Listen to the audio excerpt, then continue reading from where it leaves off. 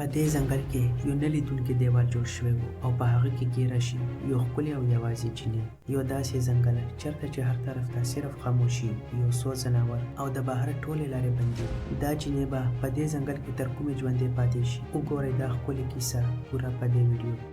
د کهانې په شروعات کې موږ یو درې ملګري وینو چې په هغې کې د یو نوم فاو وي درې واړه یو ځنګل ته په چکر روان شي او هغه کور ته ورسي کوم چې دوی د مخکې نه سیټ کړی و دوه ملګري ځنګل ته د چکر دپاره لاړ شي او فاو په کور کې پاتې شي ځکه چې هغه ډېره زیاته ستړې شوې وه دواړه ترې لاړ شي او خپل سپی د فاو سره پرېږدي د هغې د ځناورو سره څه خاص شوق نه و ځکه به د سپي سره نه مشغولېده او یوازې به ناسته وه ډېر وخت تېر شي خو د هغې ملګري رانه شي فاو ډېره زیاته په ټینشن کې شي او دا سوچ کوي چې اخر دا دواړه به چېرته تللي وي څه وخت پس سپی د کور نه روان شي فاو هم په هغې پسې روانه شي د هغې دا سوچ و چې کیدای شي دا خپل مالکانو ته ځي داسې به زه هم هغوی ته ورسېږم مخکې په لاره سپی ناڅاپه ودرېږي فاو چې هغې ته راشي نو ویني چې د یوې خپې نه یې وینه روانه ده هغه دا وګڼي چې کیدای شي خپه یې د یو تیږې سره لګېدلې وي او د هغې په وجه زخمي شوې ده فاو مخکې روانه شي سپي ته چې مخ راوړی نو ویني چې هغه ډېر زیات یارېدلی دی او د خپل ځای نه نه خوځېږي لږه مخکې چې تېره شي نو د یو څیز سره ولګي اول خو هغه پوه نه شي چې زه د څه شي سره ولګېدم خو کله چې لاس ووایي نو پته ولګي چې په دې ځای کې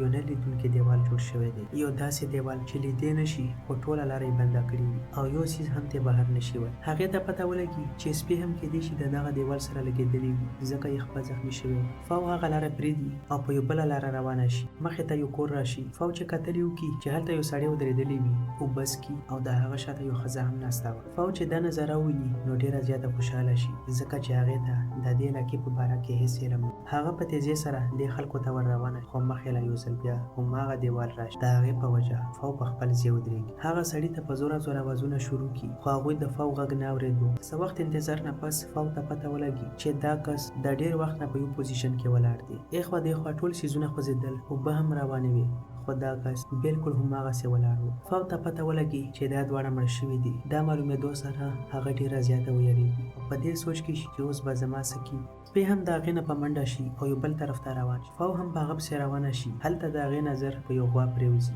اول خو هغه ډېره زیاته ویرېږي خو کله چې د غوا نارمل حالات وویني نو هغه پوه شي چې ما ته به دا هېڅ نقصان نه رسوي هغه په سوچ کې شي چې ټولې لارې هسې هم بند شوي دي د خوراک کمی راغلی دی که زه د غوا بوځم نو د هغې په شیدو باندې به ځان ساتم فاو هم داسې وکړي او غوا ځان سره کور ته بوځي کله چې غوا ته د شپې ورشي او شوده ترې وباسي نو پته ولګي چې غوا حامله ده او ډېر ژر به یو بچی راوړي هغه وویني چې د غوا خوراک هم ختم شوی دی او ماته د هغې لپاره زر تر زره خوراک راوړل پکار بهر هغه ګاډي هم ولاړ وي په کوم کې چې درې واړه دلته راغلي وو فاو فیصله وکړي چې زه به دا نه لیدونکی دیوال په ګاډي ووم کیدای شي چې مات شي او بهر لاره پیدا شي فاو هم داسې وکړي کله چې د سهار راپاسي نو ګاډي بوځي او ډېر په تیزۍ سره دیوال ووهي خو دیوال ته هېڅ نقصان ونه رسي او د ګاډي مخکې حصه بالکل خرابه شي ورسره د هغې سر هم زخمي شي د دیوال هغه اړخ ته یو بل ګاډي هم ولاړ و خو په هغه کې څوک هم نه و فاو ته پته ولګي چې په دې ځای کې زه بالکل یوازې ګیر شوی ځکه خپل کور ته واپس راشي او دا یقین یې جوړ شي چې زه به کله هم د دغه ځای نه ژوندی لاړه نه شم یاره یې دومره زیاته شي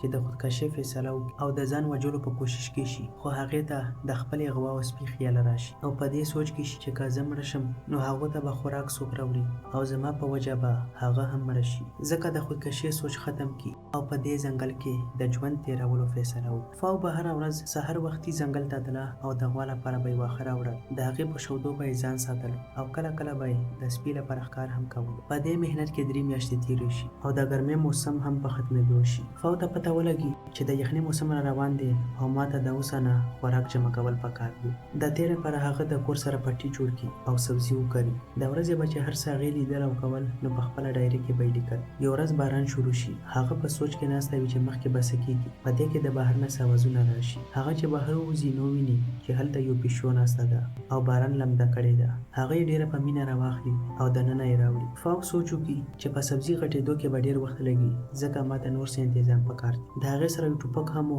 کوم چې دوی ځان سره راوړی و هغه راواخلي او ځنګل ته د ښکار کولو لپاره روانه شي هغې مخکې چېرته ښکار نه و کړی او نه یې په ټوپک ډز کړی و ځکه اوس په ښکار کولو کې هغې ته ډېر مشکلات راتلل خو بیا هم د ډېر کوششونو نه پس هغه ښکار کول زده کړي خو اوس د هغې لپاره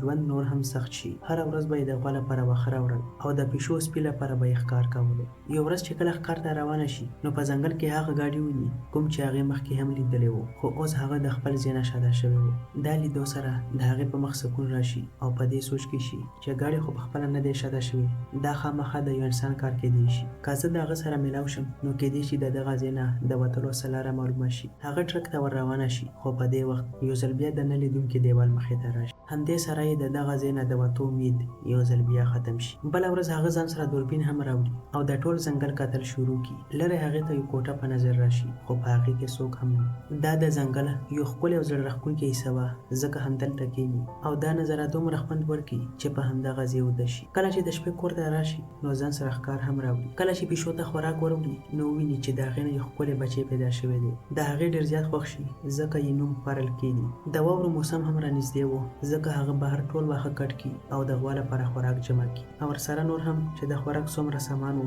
ټول راوړي او ځان سره یې کور کې جمع کړي په دومره ډېر کار کولو باندې به هغې ته ډېر تکلیف رسېده ډېره زیاته به ستړې کېده خو اوس هغه د دې کارونو سره بلده شوې وه مخکې هغه دومره محنتي نه وه د هغې کار صرف لیپټاپ و خو څنګه چې په هغې حالت سخت شول نو هر څه یې زده کړ څه وخت پس واوره شروع شي او دا ټوله علاقه د واورو ډکه شي د ځناورو خوراک هم ختم شوی و په دې سلسله کې هغه په ښکار پسې وځي خو څنګه چې کور ته راشي نو وویني چې پارل مړ شوی دی هغه یې راواخلي او بهر په یو ځای کې یې ښخ کړي بیا راشي او دا هر څه په خپله ډایرۍ کې ولیکي د فو په دې ځای کې ډېر زیات وخت تېر شوي وي ځکه به هغه هره ورځ هغه دیوال ته تله او چې کولو به یې په دې امید کې وه چې کیدای شي ختم شوي وي خو دیوال هماغه شان کلک ولاړ و د تیر په شان یو ځل بیا دیوال ته لاړه شي خو یو ځل بیا مایوسي کله چې کور ته راشي نو وویني چې د غوا نه یو بچی پیدا کېدو والا دی فو هم د هغې مدد شروع کړي او یو ښکلی بچی ترې پیدا شي د هغه په لیدو سره فو ډېره زیاته خوشحاله شي ځکه چې دا اوس د هغې خاندان و په دې ورځو کې واوره هم په ویلې کېدو شي او د ګرمۍ موسم